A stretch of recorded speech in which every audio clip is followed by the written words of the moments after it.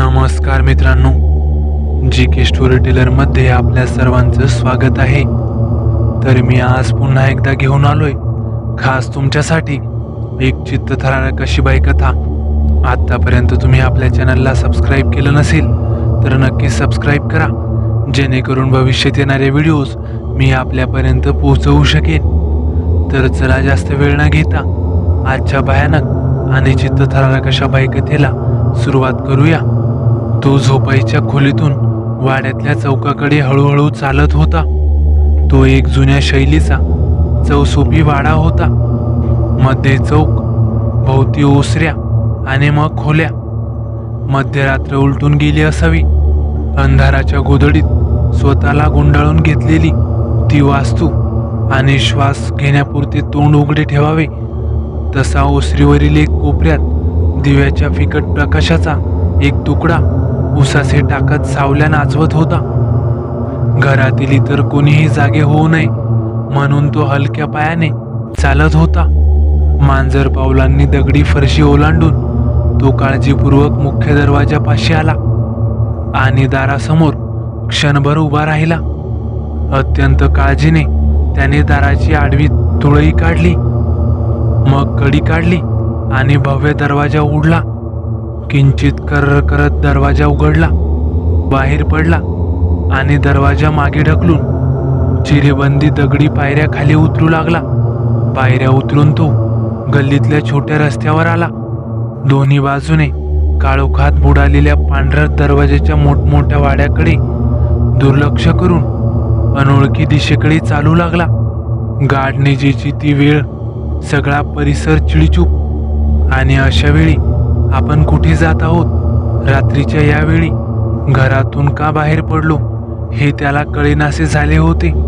अर्धा जागे आणि अर्ध्या झोपेच्या अवस्थेत तो वाहत होता आणि या क्षणी तो अरुंद रस्त्यावर का भटकतो आहे हे त्याला समजत नव्हते।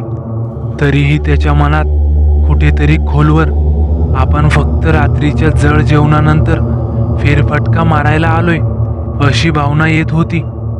हवा थंडीने जडावली होती। गार झोंबरे वारे हळूहळू वाहत होते। वातावरण एका सूक्ष्म पण विचित्र जळक्या वासाने भरले होते। काही वेळापूर्वी कोणीतरी शेकोटी पेटवली असावी असा विचार त्याने केला। कोणतीही मानवी चाहूल त्याला लागत नव्हती। झाडाची पानं हलक्या आवाजात खुसफुसत होती आणि तो अगदी हळूहळू चालत असला तरी स्वतःची पावले त्याला ऐकू येत होती। मध्येच दुरून येणारे कुत्र्यांची फिकट आवाजात भुंकणे। आतल्या आत तो थोडा घाबरला, पण तरीही तो एखाद्या आपल्या ताब्यात नसणाऱ्या स्वप्नाचा भाग असल्यासारखा चालत होता। कदाचित त्याचा अहंकार त्याला आपण घाबरत आहोत हे स्वीकारू देत नव्हता आणि तो पुढे जात राहिला। चालत चालत सरदारांच्या भव्य पण पडक्या वाड्यासमोर तो आला आणि त्या भव्य दिंडी दरवाजासमोर क्षणभर उभा राहिला। अचानक त्याला कुठल्या तरी अस्तित्वाची चाहूल लागली। काकणांचा किणकिण आवाज येऊ लागला आणि हवेतून प्रकट झाल्यासारखी एक सावली सरकन दरवाजातून बाहेर येऊन ती त्या दिंडी दरवाजाच्या रुंद कमानीसमोर येऊन उभी राहिली। रस्त्यातील खांबावरचा दिवा त्याच्या डोळ्यावर चमकत होता। तिचा चेहरा मात्र मागच्या बाजूला दिवा असल्याने अंधारात नीट दिसत नव्हता। का चेहराच काळा होता देव जाणे, फक्त अस्ताव्यस्त अशी बाह्यकृती दिसत होती आणि तिने त्याला पुढे असे खुणावले। काकणांचा खळखळ आवाज झाला।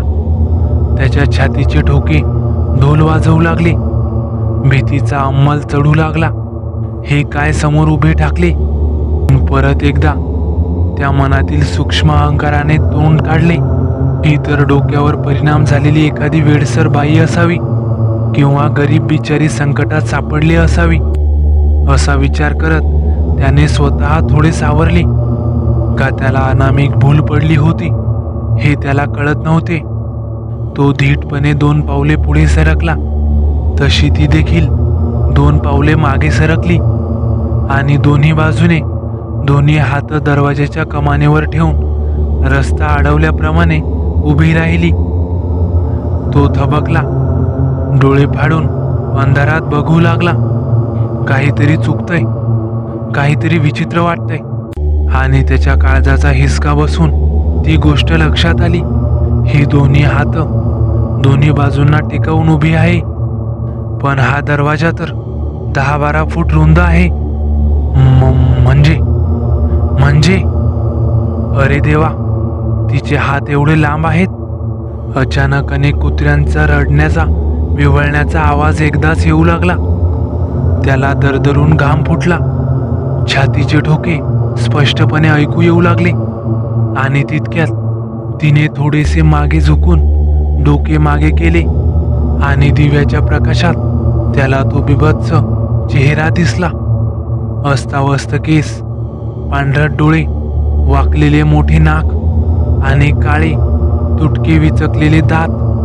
तो चेहरा त्याच्या मनावर क्षणार्धात कोरला गेला आणि तो तंद्रीतून एकदम भानावर आला. मोठ्याने किंकाळी फोडून तो उलट धावत सुटला. मागे कुठेही परत न पाहता वाड्यात पोहोचून त्याने दार धाडकन बंद केले आणि बिछाण्यात शिरून डोक्यावर पांघरून घेऊन झोपला. आणि कशी कोणास ठाऊक, मानसिक श्रमाने कदाचित 2-5 मिनिटातच त्याला गाढ झोप लागली. सकाळी तो उठला. अंगात जडपणा भरला होता. रात्री काय भयानक स्वप्न पडले आपल्याला, असा विचार करत तो जागीच उठून बसला. आणि तेवढ्यात बाहेरून बायकोचा आवाज आला. अहो, तुमच्याकडे पहा, कोण आलंय ते. तो उठून चौकात आला. समोर एक भिक्षेकरी बाई पाठमोरी उभी होती. सावकाश तिने तिचा चेहरा वळवला. अस्ताव्यस्त केस, मोठे वाकलेले नाक, काळे तुटके दात. ते विचकून ती हसत होती आणि म्हणाली, काय हो साहेब, रात्री तुम्ही पळून का आलात? सगळे घर आपल्या भोवती गरगर फिरत आहे असे त्याला वाटू लागले आणि भोवळ येऊन तो जागीच कोसळला. पडता पडता त्याच्या कानात आवाज घुमत होता, साहेब, आज मात्र नाही जाऊ देणार बरं का तुम्हाला. तर मित्रांनो, कशी वाटली तुम्हाला ही बाई कथा? आवडल्यास नक्की लाईक करा, कमेंट करायला विसरू नका. आणि हो, आपल्या चॅनलला आतापर्यंत सबस्क्राईब केलं नसेल तर नक्कीच सबस्क्राईब करा, जेणेकरून भविष्यात येणाऱ्या बाईकथा, चित्रविचित्र अनुभव मी आपल्यापर्यंत पोहोचवू शकेन. आपल्याकडेही असेच काही अनुभव असतील, काही पॅरानॉर्मल ॲक्टिव्हिटीज घडलेल्या असतील, तर आपण आपल्या GK स्टोरीटेलर 01@gmail.com या जीमेलवर पाठवू शकता. याचे पूर्ण श्रेय हे त्या लेखकाला किंवा लेखिकेला देण्यात येईल. तर चला भेटूया पुढच्या व्हिडिओत. धन्यवाद.